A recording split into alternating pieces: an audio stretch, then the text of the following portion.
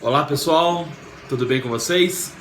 Quero começar uma aula aqui agora para a gente dar sequência na nossa matéria, para a gente conseguir tocar o nosso conteúdo e que nesse período de isolamento a gente possa estar aproveitando para manter os estudos em dia, tá? Mas eu quero começar de uma forma diferente. Eu quero começar a nossa aula de hoje declamando uma poesia para vocês. Acho que vai ser bom para o nosso pensamento, para a nossa memória, para a nossa psicologia. Acho que se a gente poetizar um pouco, a gente consegue embelezar um pouco esse mundo feio que a gente está vivendo nesses dias, de vazio, de distância. Eu acho que tudo que a gente puder fazer para aproximarmos uns dos outros vai ser muito legal para a gente poder manter a nossa mente sadia, tá bom? Então vamos lá. Vou fazer uma poesia do Carlos Drummond de Andrade que fala No Meio do Caminho. No meio do caminho tinha uma pedra no meio do caminho. Nunca me esquecerei desse acontecimento na vida de minhas retinas tão fadigadas. Nunca me esquecerei que no meio do caminho tinha uma pedra no meio do caminho. No meio do caminho tinha uma pedra. Bom, gente, começando a nossa aula hoje então com essa poesia, que a gente fique com essa reflexão, tudo bem? Bom, pensei no Carlos Drummond de Andrade porque ele é mineiro, nascido na cidade de Itabira, que é uma cidade muito rica da mineração mineira. E a nossa matéria de hoje, o módulo, é referente à mineração e depois sobre os movimentos nativistas. Depois que a gente falou do início da colonização brasileira, focados principalmente sobre o período da cana-de-açúcar, eu não gosto de falar sobre o termo ciclos da cana-de-açúcar, ciclo da mineração, ciclo do café, porque todo ciclo tem um começo, meio e fim. E nós não estamos falando de períodos que acabaram. Nós não estamos falando de economias que tiveram fim de verdade.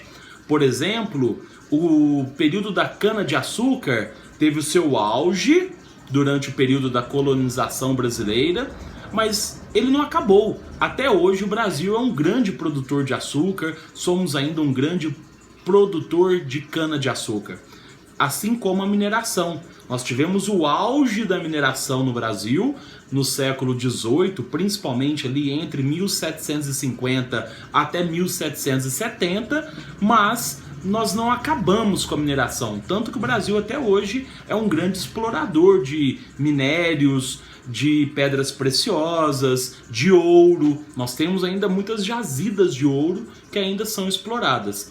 Até recentemente tivemos na Serra Pelada, no Pará, uma grande mobilização popular no século passado, século XIX, que levou milhões de pessoas até a região para poder buscar o ouro. O ouro que sempre foi uma das pedras mais importantes da humanidade. Na história da humanidade, o ouro sempre vai ser uma das grandes buscas do homem, porque o ouro estará sempre associado à grande riqueza, consequentemente ao poder. Bom, vamos então falar sobre o período da mineração no Brasil e vamos falar principalmente sobre os lugares onde a mineração mais se desenvolveu. Minas Gerais, é óbvio, o próprio nome do nosso estado já fala sobre a importância da mineração, mas além de Minas Gerais nós tivemos outras regiões do Brasil que também tiveram uma grande exploração aurífera. Bom, uma dessas regiões é o Mato Grosso, principalmente a partir do ano de 1718, e também Goiás, que a partir de 1725 teve a sua fase de exploração do ouro. Minas Gerais começa o período da mineração ainda no século XVII, no ano de 1693. Depois, Minas Gerais vai se tornar o grande centro de exploração, mas o seu apogeu, ou seja, o seu ápice, vai ser entre 1750 até 1770. Durante 20 anos, Minas Gerais vai ser o maior produtor de ouro do Brasil. Dentro do tema mineração, existem alguns termos que é bom a gente gravar, a gente deixar explicado para vocês. Um deles é ouro de aluvião. Gravem isso, risquem na apostila de vocês. O ouro de aluvião se trata de uma técnica de exploração de ouro que o período da mineração teve muito forte. Era uma técnica rudimentar, mas que rapidamente acabava com toda uma jazida de ouro. Era uma técnica que explorava intensivamente o ouro durante o período da mineração. Outro termo importante é o faiscão. O que significa faiscão? É o garimpo individual. Pessoas que saíam para garimpar em margens de rios ou em minas, mas de forma individual. E por fim a lavra, que é uma pequena empresa exploradora, uma empresa que usa da mão de obra escrava, de técnicas um pouco mais apuradas, mas que ainda assim era tida como uma empresa e por isso o nome lavra, tá bom? Vamos lá, dando sequência. Durante o período da exploração mineral, nós tivemos algumas leis que regulamentaram a exploração.